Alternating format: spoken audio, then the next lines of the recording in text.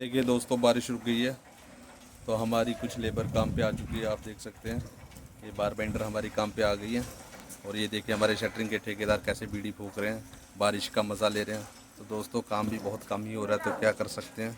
ये माता देखिए कुछ बोल रही है। हाँ माता बोलिए। तो मैं अकेला हूँ।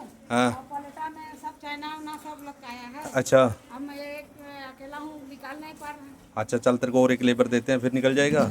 हाँ, चलो ठीक निकाल है, देगा तो हम यहाँ रह माता को जाएंगे। और एक लेबर देते हैं और ये अपना काम पूरा कर देंगे।